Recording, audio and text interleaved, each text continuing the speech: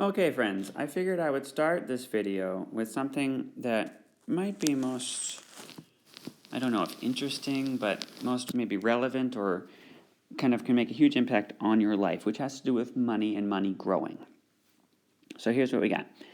In this, we're going to look at some examples, and I'm going to kind of jump off of those examples and do some extra asides to them. So in this case, I have a situation where Sally wants to put money aside for the future. She has $10,000. She puts money at the bank. The bank gives her 2% interest every year. Her money stays in the bank. So let's see. If I start with $10,000, to get 2% interest, what I would do is I would multiply 10,000 by 0.02. And that would be 2% of 10,000. Now, that's going to shrink my number because that's only $200. So the question is, do I have $200 after 1 year? Well, does that make sense? Does it make sense that I would actually lose money? No, we got to grow that money. So what we have to do is we have to take that $200 and we have to add to that $10,000. So that's $10,200. Okay, so really what we did is we did 10,000 times 0.02, and then we added 10,000 to that. Now let's use some algebra. If I factor out that 10,000, I'll have 0.02 plus, that'll just give me 1. So that's 10,000 times 1. Oh, that's way easier. So 1.02. So if I multiply by 1.02, that will get me how much money I have after 1 year. Now, for the second year, I need to take my 10,200 and multiply by 1.02. So if I do that, 10,200 and multiply by 1.02, I get 10404. So $10,404. So notice I didn't get just $200, but I got $200 and $4 extra dollars. Those $4 extra dollars are the interest on the $200 I had earned before. That's the benefit of this compounding idea. So what this means is my overall equation is 10,000 times 1.02 to the x or t or whatever you want. Now, people can often write this as the amount of money you have is what we start with, often called the principal. 1 plus 0.02, that's the rate as a decimal. And then up here is, I'm hesitating, but I'll put it as, t for the number of times we compound. Number of times we compound. Now, the reason I hesitated is because of the next situation. So let's suppose we have that same situation. We have that $10,000. We're earning 2% interest. 2% interest. But let's suppose, instead of annually, so annually is once a year, let's do it quarterly. So that means 4 times a year.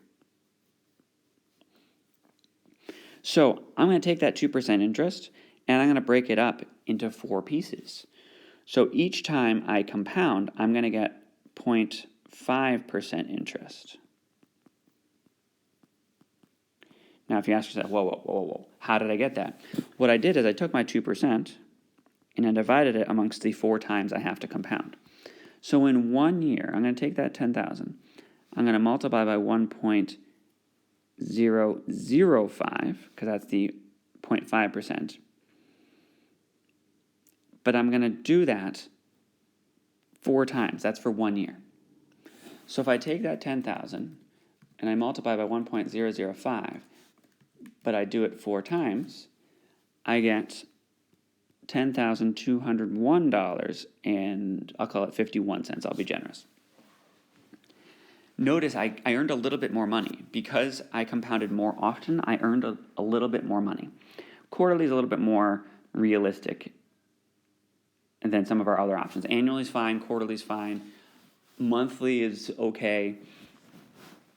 Things too much faster than that are getting a little bit ridiculous. But anyway, so my equation is going to change now. I'm going to have my 10,000. I'm going to have my 1.005. That was 1 year, and I did it 4 times. So you should realize in 2 years, it would be 8 times. So I could write this as 4t, where t is the number of years. So I'm thinking about t a little bit differently here. On the previous page, it was how many times, because it was the same thing as the number of years. So in this case, it's 4t because it's the number of years. Now, generally speaking, what people will consider this as is 10,000. I guess I should go fully generally. It's going to be the principal, so how much we start with, 1 plus the interest rate is a decimal, divided by how many times we compound, which often they use the letter K, and then how many times we compound, and then the number of years. That's kind of your general formula. So when I did it 4 times a year, this 0.005 is really the 0.02 divided by 4. So you see the 4 and the 4 match up there. Now here's why I'm going to tell you that this is actually useful information.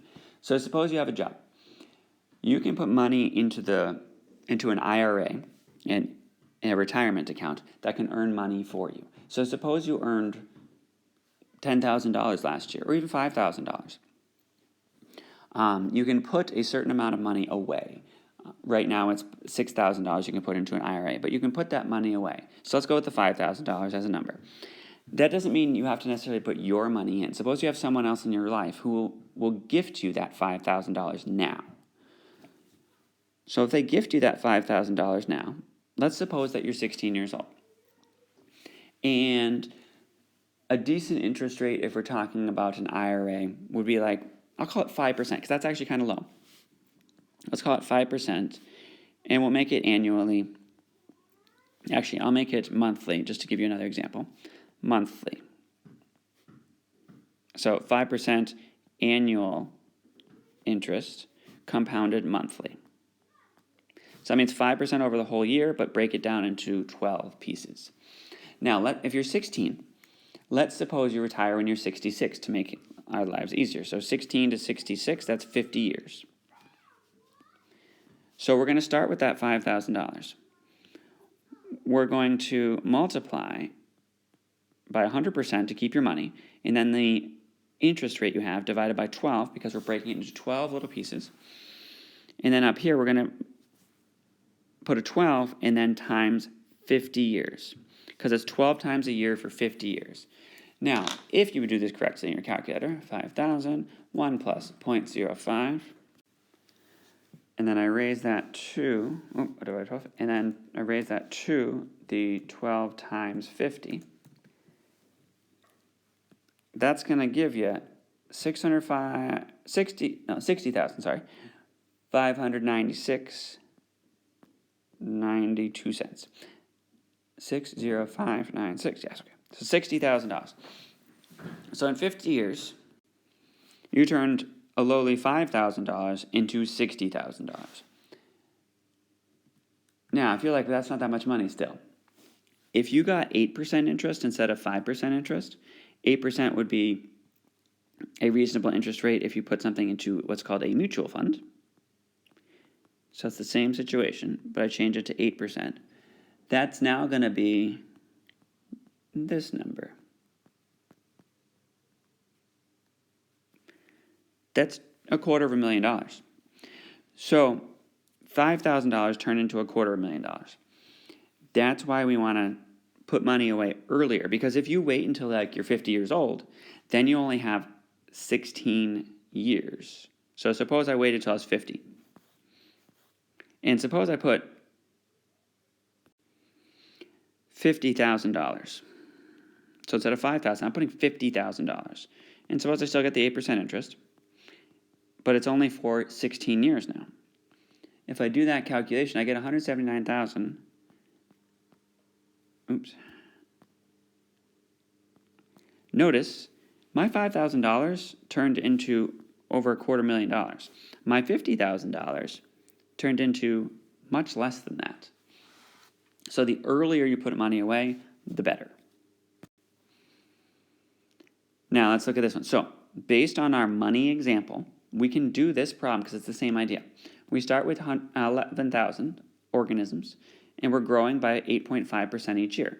8.5% as a decimal is 0.085. So we take the 11,000, we multiply by 0.085, but wait, that would be destroying the organisms. We want them to grow. So 1.085 to the x. So that would be my model, and you can plug in whatever x values you want. Now, what happens if instead of it grows, they die? So they die, sad face, but 8.5%. So instead of 1.085, you should be able to predict what I'm going to say next. Can you predict it? You should be thinking.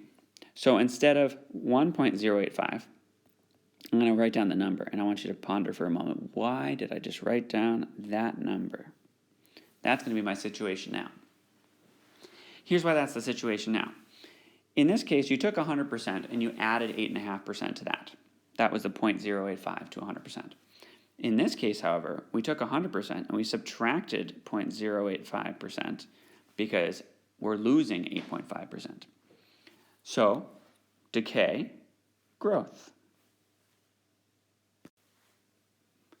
All right, so this is the same idea. Business purchases 125,000 of office furniture, loses value at a rate of 16% each year. So you should be able to predict what I'm going to put in parentheses. Did you write it down? Did you figure it out? It's going to be 0.84 to the x. So that's going to be the situation there. Now the final situation I want to mention is half-life. People think half-life is a crazy difficult concept. But all it means is that we lose half of an amount, x number of years. So suppose our half-life is of some substance is 10 hours. So that means if I start with 500, whatever units we're talking about, in 10 hours, I'm going to have 250. In 10 more hours, I'm going to have 125. So that's just multiplying by a half each time. So what you started with, multiply by a half each time. Up here you have to think. Every 10 hours, we go down. So if I have one set of 10, that's going to be 250. Well, I want it to plug in, when I plug in 10, I get 1. Okay, so what can I plug? How can I write up here so that when I plug in 10, so I have some sort of t value or x value or whatever, when I plug in t equals 10, I want to get 1 as the exponent. Well, what can I do to t so that 10 becomes 1? Well, 10 becomes 1. Oh, can't I just divide by 10? So if I write this as t over 10, that's going to be every 10 hours we lose half of our quantity. That's just a quick little jump into half-life in case we needed it.